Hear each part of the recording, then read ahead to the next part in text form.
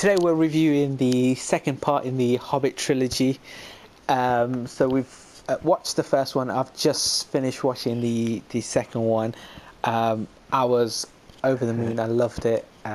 We have our dragon, which is something epic. We've also, as with all of these Hobbit films, we see that Gandalf the Grey has gone off on his own adventure, accidentally, not on purpose. That he has. He goes wherever the world takes him. Yeah, he has that choice of. I think him and he's got that bit where he's thinking, should I go back to save my friend now, or do I deal with this danger now and get rid of it? And he's in a bind. And it's something that isn't come across in the books, because you just read the books. You're following Bilbo Baggins throughout the books, and you see Gandalf goes away, Gandalf comes back. But now you realise and you find out why Gandalf the Grey wasn't there. And I love that we see a strong kind of like backstory being written. And then Gandalf actually goes and confronts this force, which we find out to be Sauron. A spoiler. But it's in the book. No, it's not. Okay. It's in the film. No, yes, no. It's not in the book. So that's where he is. So he's disappeared in this film.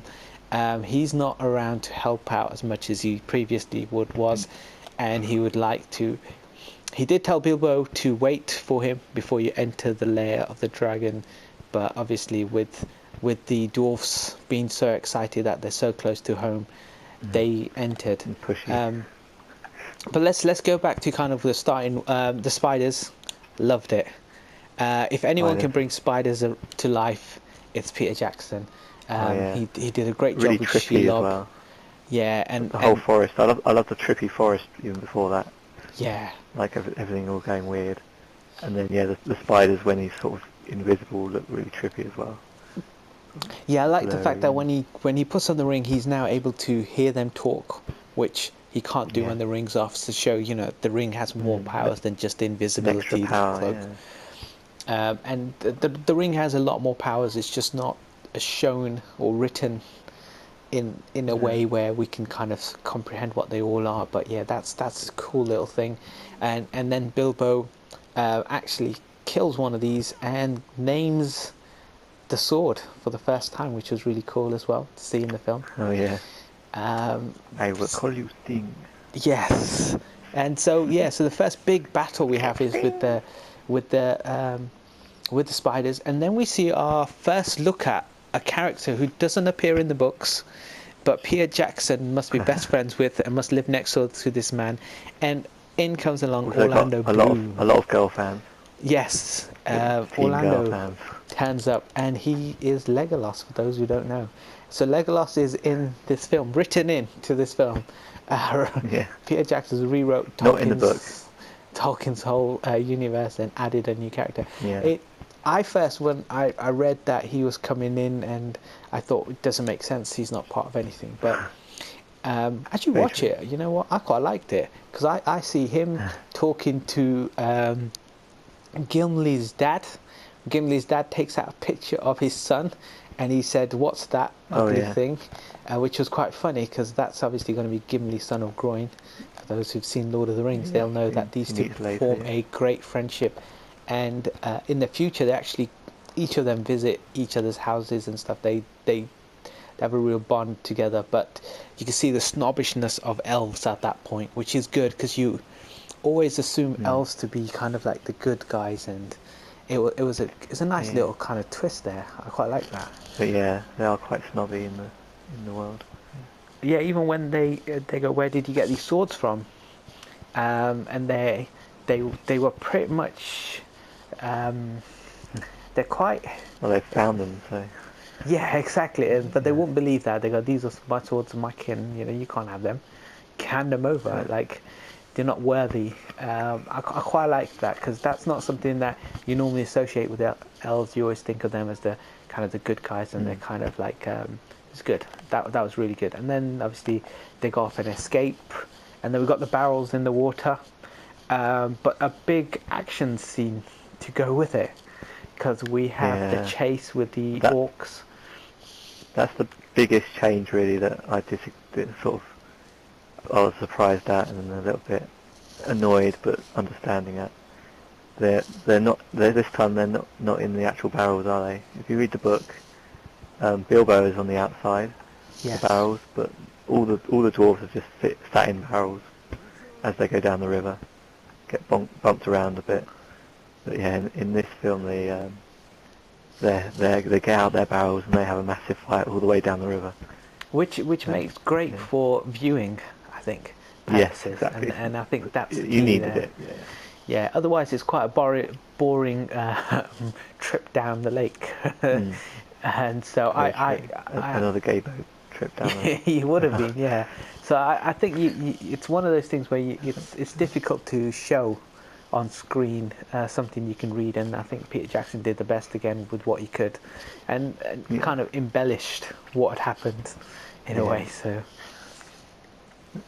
So that was good, and then so we get into then we get to the then we get out the river and we go upstream. We get a little ride, but then we get to ignoring the place because that's all quite kind of. I felt like he had built a big set there because obviously something's going to happen in the third film, which I can tell from the book. Yeah. Not so much about the film yet. So they built this whole new set and everything, and you can tell that money has been really spent on these films.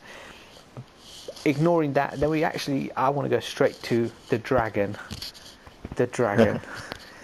This is the most important thing about The Hobbit in my eyes. When I read the book, so excited. There's a huge dragon. Bilbo Baggins is sent in there. This is what Gandalf the Grey told him at the start of the first film, that you're gonna use a hobbit because the dragon won't recognize what he is or who he is, and you won't be able to smell him and stuff. And this is the reason why they sent Bilbo in. And you get this amazing sequence between Bilbo and the dragon. The dragon looks amazing, and then you got the chase where all the dwarfs come along as well. And right at the end, just before the film ends, spoiler, they put the dragon and they make him into a golden dragon. That was amazing. He looked incredible. That was the least smart idea they've ever had. I know, but it was such a good thing. That spoiler though. That really annoyed the dragon. If it didn't already be pissed off a little bit, he was now infuriated. So yeah. Which makes the third and final film really exciting because he looked unhappy at the end. So I'm really looking forward to the third film. And that, I'm not sure who voiced him, but he was really good. The voice suited the dragon. That whole pouring the gold on him scene. I mean, none of that was in the book either, where they sort of go around all the different parts and they use the whole gold smelting stuff that was obviously there from ancient times of when the dwarves were rich and did amazing things. And none of that was in the book, but it was interesting to me that it felt a bit like a computer game, like how do you defeat a dragon in a video game? It's like it's too powerful to defeat, so you have to do all these little things and put a little plan together. Stay out his way, and then, run away from this site. Because even running from side to side, because they go to help Bilbo, and they're all seen, and then he's obviously above them and stuff like that. You're absolutely right. It's like how do you stop something so big and so powerful? And then the funny thing is that bit, the fact that it doesn't actually work in the end, and that's quite. It's like it was all kind of nonsense. It wasn't necessary, but it was kind of funny. In that, you've done all this computer game stuff, and actually that didn't work. So yeah, and he does look angry. He goes off towards Lake Town. Yes, and that leaves us with another cliffhanger. Well, big cliffhanger. Huge, yeah. Because the end of the film, we see Bilbo looking out of the just looking out on the dragon who's about to enter the village. And the villagers are oblivious to what's about to come, and they tried to make him into a gold dragon, and they thought that would stop him. If anything, it just annoyed him even more, and now he's even more enraged, and he is about to just burn everything down to the ground. So it to me, because I'm watching it on a in a binge mode. I'm looking forward for tomorrow when I'll be able to sit down and watch the final concluding part of my film, while you watched it in the cinema and you had to wait a whole year. So when you watched the end and it blanked out, did the cinema gasp? Were they all like, oh, or were they just like, okay, that's quite good, I like that? I think there was probably an applause. I think, such a good film. I think there was most likely an applause at the end. Definitely felt excited. I don't think people would have been as interested to watch the third one if there wasn't this idea of more to come with the dragon. I won't spoil the third one for you by telling you how much or little there is of the dragon. You might be able to guess from reading the book, but yeah, it keeps you excited and ready for more. The one thing Lake Town was a bit weak. I agree with that. We didn't mention Bjorn was right at the beginning as well. Mr. the bear guy turned into a bear. Yeah, he's I was really glad to see him. Yeah, he's in it, but he's in it for a short time. Tom Bombadil as well. The thing is, in Lord of the Rings, they missed out characters like Tom Bombadil, and that was disappointing. So it was just great to see Bjorn in this film. I like that. You're excited? I'm really excited now that I have seen number 2, and I got to the point where the dragon looked. His face was not happy. He looked annoyed. He's just looking at that little town in front of him, and something's gonna go down. So I'm really excited for number 3. We've still got Gandalf, who's not come back yet from his ordeal. He's currently stuck in a prison of some sort. So there's a lot that's going to be happening, and Sauron just showed his eye to Gandalf as well. So there's a lot to come. So I'm really excited for the next one. I actually loved this film as well.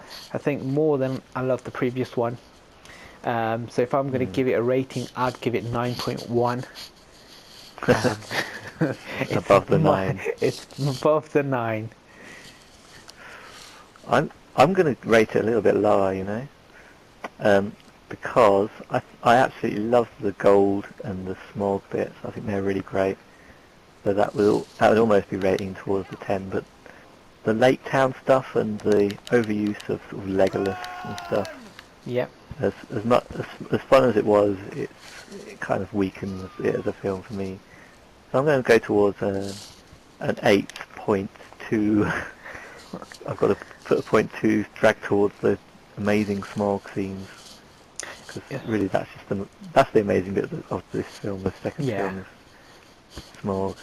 Definitely, and I think one thing that I loved about the film more than anything else is the fact that I now know what Gandalf got up to, which wasn't clear through in the book, and we actually find out who is behind everything throughout the whole Hobbit, which again isn't properly explained in the books, but if you spend a lot of time you could actually work it out, and that's why I love the film more than the previous one. I like the fact that Peter Jackson's done his history and he's put it on screen for me, so I don't need to find all the appendices and find all the bits. So I tried reading the Silmarillion. I couldn't do it. It's very hard work to read the Silmarillion, which is, in case anyone's oblivious to that, is it's a sort of history of Middle Earth, which was put together after J.R. Tolkien was dead and gone from his notes, so it's not a narrative and not as easy to read as the Lord of the Rings or the Hobbit. But it's obviously got a lot of details. It does, so tell us what you guys think. Put your comments on the bottom. Kind of like or dislike the videos. And we are really stoked and excited for the third and final chapter of The Hobbit. Yeah. You've got to go and watch it so we can review it. I'm going to go watch it now.